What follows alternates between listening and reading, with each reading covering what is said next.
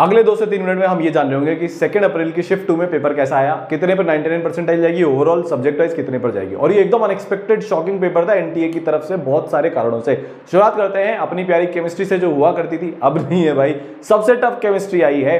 लोगों ने जिन्होंने केमिस्ट्री से पहले शुरू किया देवर इन फॉर अ शॉक, क्योंकि 4-5 क्वेश्चन ऐसे थे जो डायरेक्ट फॉर्मूला बेस्ड थे, उसके अलावा सब कुछ कॉन्सेप्चुअल था। सबसे बड़ी बात यह रही कि फिजिकल सबसे ज्यादा आई, फिर इनऑर्गेनिक और ऑर्गेनिक के तो 4-5 ही क्वेश्चन मिले, और ऑर्गेनिक में से जो क्वेश्चन आया भी सही ना, उसमें फिजिकल मिक्स थी। जितने भी बच्चे थे मैक्सिमम 15-16 अटेम्प्ट कर पाए, इससे ज्यादा अटेम्प्ट ही नहीं कर पाए। और केमिस्ट्री जिसमें 30 मिनट लगने चाहिए थे उसमें आपके 50 मिनट लग गए, जिसके कारण मैथ्स के लिए बहुत कम टाइम बचा। तो केमिस्ट्री अगर हम बात करें overall it was a tough paper, और जब भी केमिस्ट्री टफ आती है परसेंटाइल नीचे जाती है। फिजिक्स की अगर हम बात करें तो फिजिक्स सबसे आसान थी, बहुत प्यारी थी। 80 नंबर 85 नंबर बच्चे लेकर आ जाएंगे 99 परसेंटाइल वाले। केमिस्ट्री की भी अभी थोड़ी देर में बताता हूं सब्जेक्ट वाइज क्या जाएगी। ध्यान रखने की बात यह है कि फिजिक्स इतनी सिंपल थी कि जिसने फिजिक्स से शुरू किया ना, वो आराम से 20 से 25 क्वेश्चन फिजिक्स के 40 मिनट में अटेम्प्ट करके चले गए, और फिजिक्स के कारण परसेंटाइल थोड़ी अप गई। मैथ्स की अगर हम बात करें तो मैथ्स वापस से अपने पुराने रंग में लौट आई है। बहुत लेंदी थी, वेक्टर 3D से क्वेश्चन थे, मैट्रिक्स डिटरमिनेंट से क्वेश्चन थे, पीएनसी प्रोबेबिलिटी से क्वेश्चन थे, तो बहुत सारी कैलकुलेशन हुई। मैक्सिमम बच्चे 10-11 से ज्यादा अटेम्प्ट नहीं कर पाए। मेरे को जो कोटा में सुने आया अपर लिमिट जो उस सेंटर पे थी 15-16 क्वेश्चन से ज्यादा तो कोई अटेम्प्ट कर ही नहीं पाया, तो मैथ्स की परसेंटाइल फिर से नीचे जाएगी।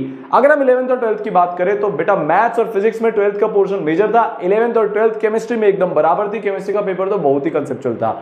तो अगर आपका 12th के साथ अच्छा नहीं हुआ है पेपर, ना फर्स्ट अटेम्प्ट ना सेकंड अटेम्प्ट, या फिर आपने पहले से सोच रखा था बोर्ड के बाद हम ड्रॉप ईयर की तैयारी शुरू करेंगे, तो बेटा ईसरल का जेई वॉरियर कोर्स यहां पर आ चुका है, जिसमें आपको बेस्ट टीचर्स पढ़ाने वाले हैं। साथ मिलकर तैयारी शुरू करते हैं। डेली इंटरैक्टिव लाइव क्लासेस होगी, 5 लेयर पर्सनलाइज्ड मेंटरशिप होगी, मतलब हर एक वो चीज जो आपको ड्रॉपर से टॉपर बनाएगी। अगर आप जेई एडवांस 2025 ही देने वाले हैं तो बेटा आपके लिए अप टू 100% स्कॉलरशिप है मिशन आईटी के कोर्स में।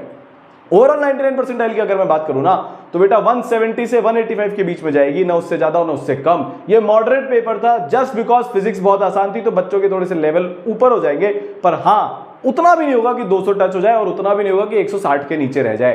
तो तैयारी इस हिसाब से करनी है कि कोई बायस लेकर नहीं जाना, एकदम जो बोलते हैं ना कोई प्री कंसीव नोशन लेकर नहीं जाना। पूरा पेपर अटेम्प्ट करना है, 2 राउंड में पेपर करना है। आगे वाले शिफ्ट वालों के लिए, 26-27 वालों के लिए बता रहा हूं। ऐसे ही मिलते रहेंगे बहुत सारे एनालिसिस के साथ, ठीक है। पूरी तैयारी जोर शोर से चालू रखते हैं। All the best.